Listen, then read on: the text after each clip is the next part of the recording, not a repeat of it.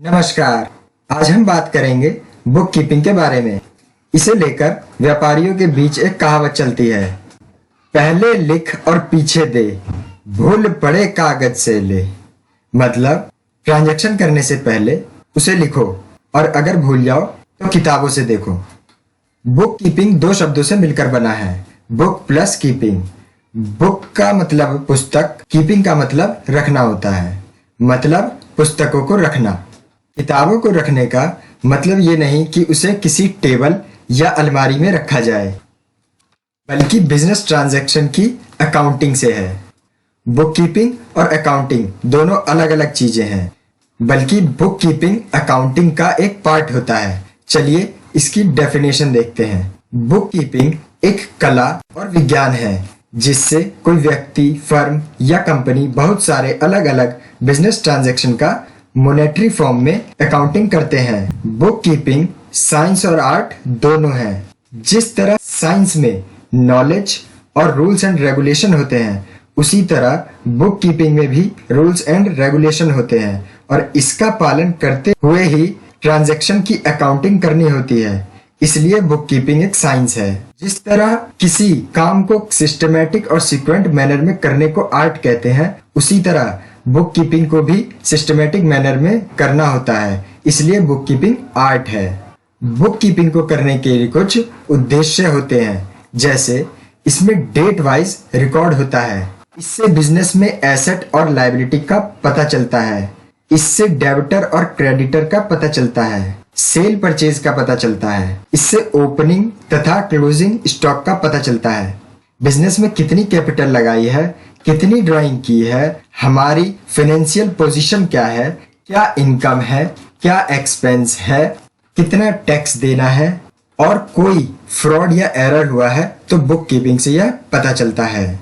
Idol book keeping की कुछ quality होती है, जैसे बुक कीपिंग सिंपल होनी चाहिए ताकि इसे कम पढ़ा लिखा व्यक्ति भी आसानी से समझ सके। अगर कोई इंफॉर्मेशन चाहिए तो उसमें ज्यादा टाइम ना लगे। बुक कीपिंग इलास्टिक होनी चाहिए, इसमें कॉम्पैटिबिलिटी होनी चाहिए जो बिजनेस के प्रेजेंट और फ्यूचर की जरूरतों को पूरा करती हो। बुक कीपिंग कंप्लीट होनी चाहिए, अपने सभी ऑब्जेक्ट को पूरा करती हो। बुक कीपिंग रिलायबल होनी चाहिए जिससे कोई व्यक्ति या इनकम टैक्स ऑफिसर इस पर विश्वास कर सके। बुक कीपिंग के कुछ फायदे होते हैं, जैसे ये आपको बिजनेस लोन दिलाने में मदद करता है। अगर कोई फाइनेंशियल मिस्टेक हुई है तो ये उसे ढूंढता है, इससे कौन से पैसे कहाँ गए हैं ये पता चलता है, जिसे बिजनेसमैन को शॉक होने की जरूरत नहीं पड़ती। बुक कीपिंग से टैक्स डिडक्शन का भी पता चलता है।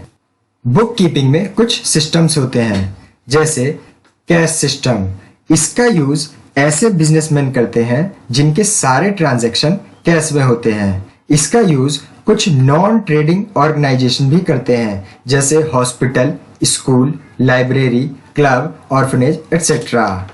कैश सिस्टम में प्रॉफिट या लॉस निकालने के लिए प्रॉफिट लॉस अकाउंट को नहीं बनाते, बल्कि इनकम एंड एक्सपेंडिचर अकाउंट और रिसिप्ट एंड पेमेंट अकाउंट बनाकर बिजनेस की फाइनेंशियल पोजीशन का पता लगाते हैं।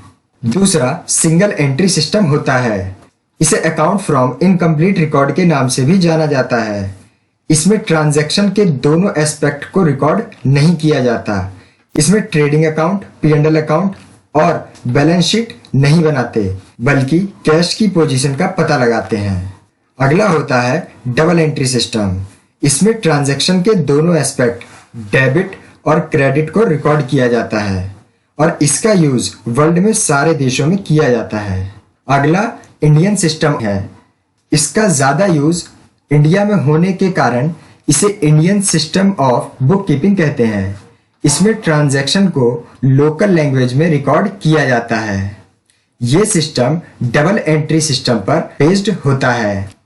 तो बस आज के लिए इतना ही। अगर आपको ये वीडियो अच्छा लगा हो तो वीडियो को लाइक करें, अगर कोई क्वेरी हो तो कमेंट बॉक्स में बताएं और इसी तरह के वीडियो देखने के लिए वीडियो को सब्सक्राइब करें और साथ में बेल आइकन को प्रेस करें। धन्यवाद।